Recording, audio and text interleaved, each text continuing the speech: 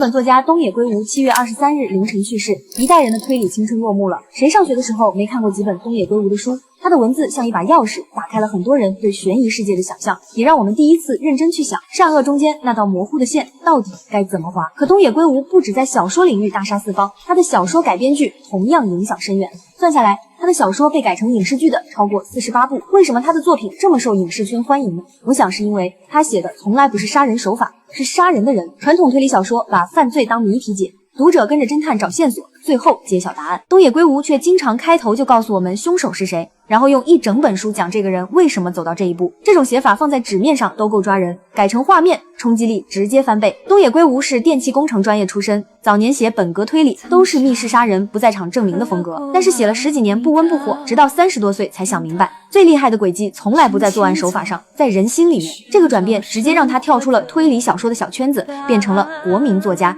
也给后来的悬疑影视趟出了一条新路。如果要选出一部改编最成功的作品，嫌疑人 X 的现身肯定排第一。2008年日本版本低真一演的食神哲哉，到现在都是很多观众心里的意难平。食神是个数学天才，一辈子跟数字打交道，活得像个透明人。某天他打算上吊自杀，隔壁搬来的花冈镜子母女却按响了门铃。就那一眼，他觉得这对母女的眼睛跟数学公式一样美，自杀的念头全消了。后来镜子失手杀了来纠缠的前夫，食神主动帮他掩盖罪行。他或许是天生的罪犯，心思缜密到警方查到的尸体、指纹、作案时间全是他布的局。为了给镜子制造完美的不在场证明，他亲手杀了一个流浪汉，用另一具尸体替换了真正的死者。警方查得越深入，离真相就越远。最后食神帮镜子顶罪，镜子知道真相后跑去自首，食神崩溃大哭，这哪是推理片，根本是披着悬疑外壳的爱情故事。另一部神作是《白夜行》，这部作品讲了亮司和雪穗2个孩子因为一桩命案绑在一起，从此扭曲的共生的故事。最后亮司以生命为代价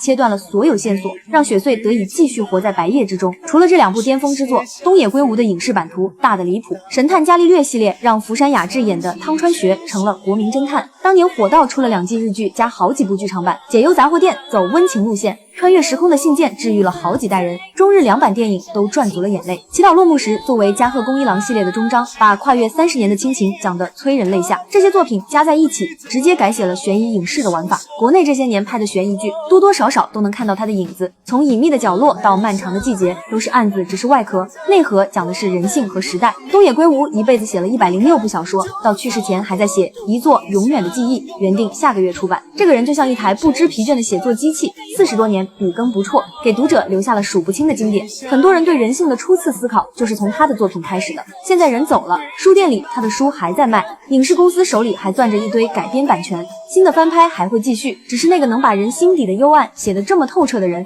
再也不会有新作了。推理的黄金时代终究会过去，但有人在白夜里行走的身影会一直留在荧幕上。